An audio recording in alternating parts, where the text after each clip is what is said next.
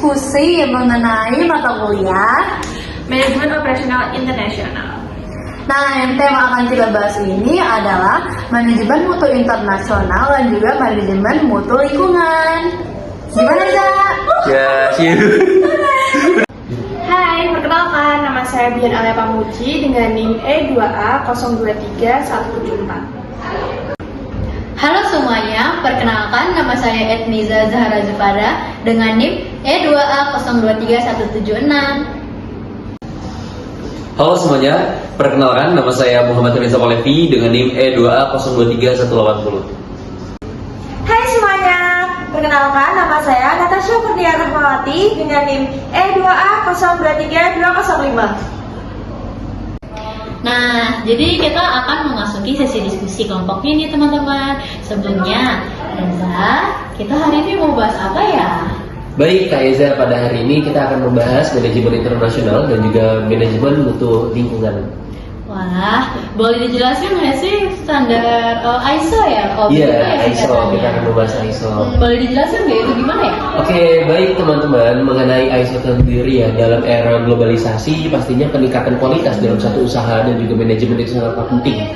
Nah, maka dari itu, ada yang namanya standar manajemen mutu seperti ISO dan juga integrasi manajemen mutu dan lingkungan dapat membantu perusahaan lebih efektif dan juga efisien dalam menjalankan perusahaan tersebut. Kayak gitu, Kak Eza. Oh, jadi intinya ISO itu bisa disebut dengan International Standardization Organization ya? Ya, benar banget Kak Eza, seperti itu. Jadi aku jelasin sedikit ya. Jadi ISO atau International Standardization Organization ini merupakan atau bisa disebut dengan manajemen mutu. Jadi mereka ini merupakan suatu manajemen mutu dengan standar internasional seperti itu. Itu singkatnya ya teman-teman. Iya benar banget nih Kak Eza. Oke, selanjutnya boleh nggak sih Za dikasih tahu kayak gimana sih contoh yang bisa diterapin atau penerapannya itu di mana gitu? Oke, baik ya, mengenai perusahaannya ya, contoh perusahaan yang telah menerapkan ISO 9001 itu ada Toyota. Nah, Eza tahu nggak Toyota itu perusahaan apa? Ya, tahu. Nah, jadi Toyota itu adalah perusahaan yang berkembang dalam otomotif ya teman-teman ya. Nah, Toyota ini menerapkan standar internasional pada kendaraan yang mereka produksi. Yang dimana itu pastinya sudah memenuhi standar kualitas internasional teman-teman. Dengan prinsip customer focus dan juga continuous improvement, Toyota terus meningkatkan kepuasan para pelanggannya. Seperti itu. Oh, Toyota ya. Jadi Iya. di Indonesia juga udah banyak banget Toyota, berarti mereka Sudah berhasil menerapkan, ya? sudah menerapkan ISO 9001 ini. Jadi tidak heran ya Toyota Iya. sudah sangat tersebar di dunia, Iya. termasuk Indonesia teman-teman. Makanya itu Toyota itu masih laris manis di pasar Indonesia kayaknya karena sudah menerapkan ISO 9000 dengan benar. Betul sekali. Nah, sebelumnya itu ISO ini sendiri itu memiliki beberapa versi ya Zaya. Iya benar banget kayaknya. Nah, di versinya itu sendiri ada ISO 9000 yang 1994. Dan ISO 9000 tahun 2000. Bukan tahun sih, dia lebih tepatnya ISO 9000 2000. Kayak gitu ya. Nah, di antara dua ini gitu memiliki dua aspek perbandingan ya teman-teman. Nah, salah satu aspek perbandingan utamanya itu terletak pada pendekatan sistemnya. Jadi yang untuk 1994 mereka itu berfokus pada berbasis 20 elemen dokumentasi prosedur. Nah, sedangkan pada ISO 9000 2000 itu berbasis pada proses dengan siklus PDCA atau Plan, Do, Check, and Action. Keren banget ya Zaya. Iya, betul banget nih Kak Eza.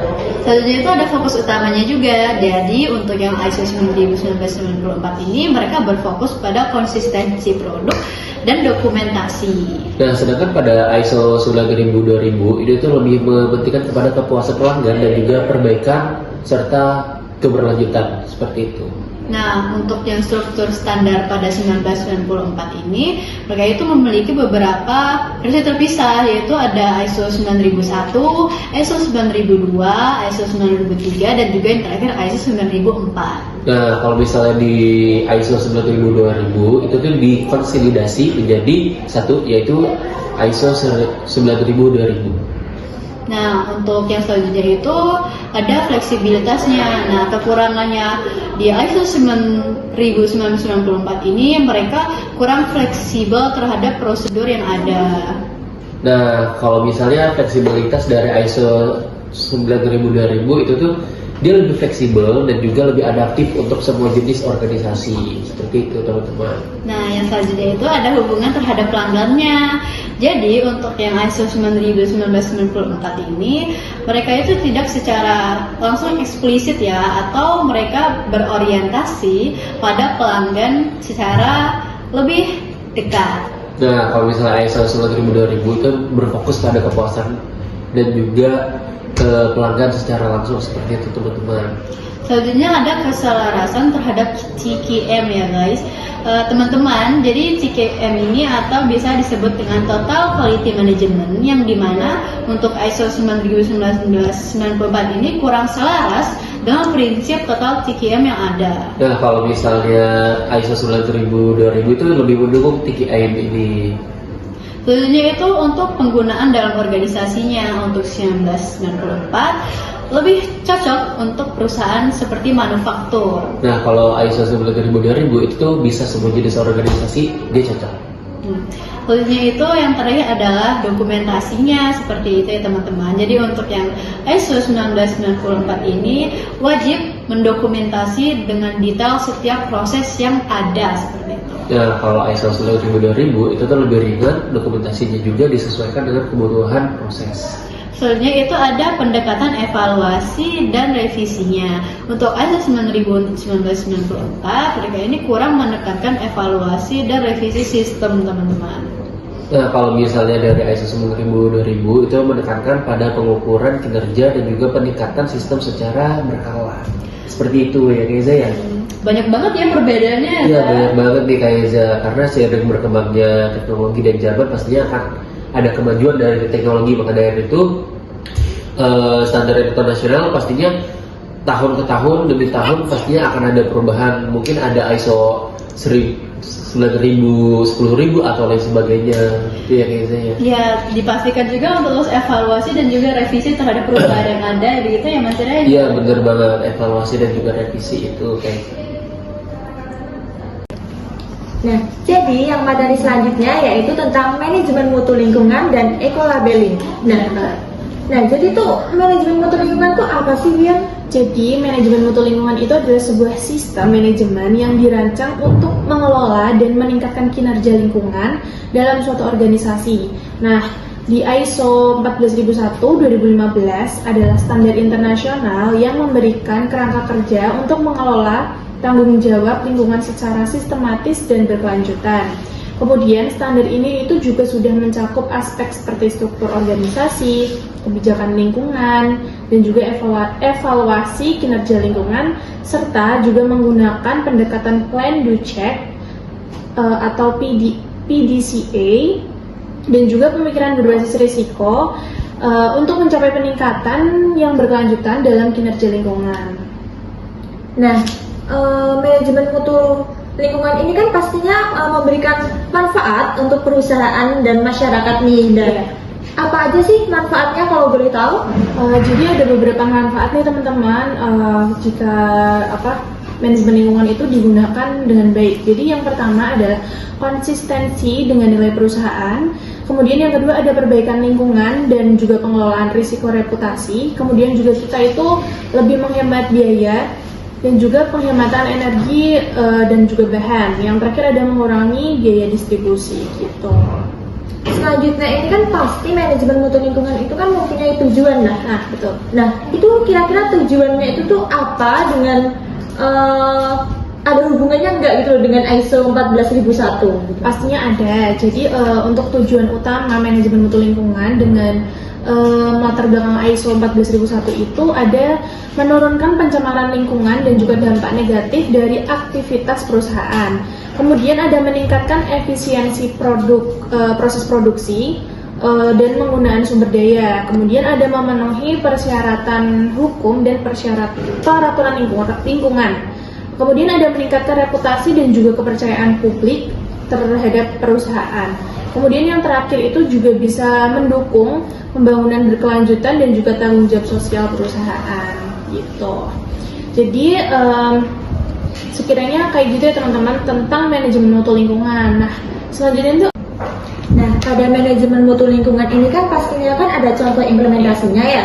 Ya, kira-kira itu tuh apa contoh implementasi dari manajemen mutu lingkungan itu sendiri? Oke, untuk contoh implementasinya itu ada PT Unilever yang menerapkan, perusahaan itu sudah menerapkan ISO 14001 untuk mengelola limbah pabrik dan juga mengurangi emisi karbon. Nah, sesudah mengelola limbah pabrik dan juga mengurangi emisi karbon, ini juga dapat meningkatkan kepercayaan publik sekaligus menghemat pembiayaan produksi gitu. Gimana, kamu udah paham belum tentang mutu manajemen? Oke. Nah selanjutnya karena materi mutu manajemen kita udah selesai, aku mau gantian tanya nih sama kamu tentang eco-labeling itu apa sih? Nah, jadi eco-labeling ini adalah label yang menunjukkan produk ramah lingkungan dan berkelanjutan. Jadi eco-labeling ini tuh memberikan informasi kepada konsumen tentang dampak lingkungan produk dan memverifikasi produk yang memenuhi standar minimum lingkungan dan kesehatan. Jadi tujuan eco-labeling ini adalah untuk memberitahu konsumen bahwa produk tersebut lebih ramah lingkungan dibandingkan produk lainnya serta melindungi konsumen dari klaim lingkungan yang meragukan.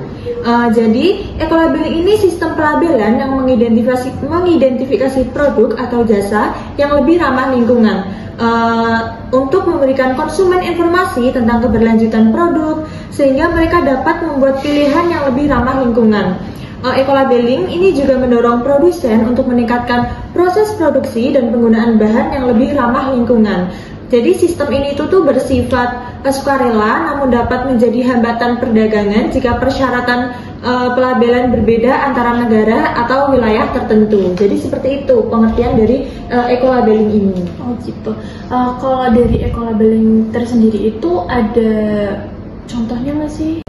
Nah, yang pastinya ada contoh implementasi dari eco-labeling sendiri, yaitu dari perusahaan Le Mineral dan perusahaan Indomie. Jadi mereka ini tuh membuat varian tertentu kini menggunakan label eco untuk menarik perhatian konsumen yang peduli akan dengan lingkungannya. Jadi seperti itu contoh dari implementasi eco-labeling sendiri. Nah, jadi kesimpulan dari materi kita tentang ISO, manajemen mutu lingkungan dan eco-labeling ini tuh bukan hanya tentang kepatuhan, tetapi juga menjadi strategi bisnis berkelanjutan yang meningkatkan kualitas, efisiensi, dan reputasi perusahaan di pasar internasional. Nah, segitu dulu ya diskusi kelompok kami. Kami harap dengan diskusi yang kami lakukan itu bisa menjadi pembelajaran untuk kalian semua, terutama untuk mahasiswa-mahasiswa yang ada. Ya, dadah. Bye.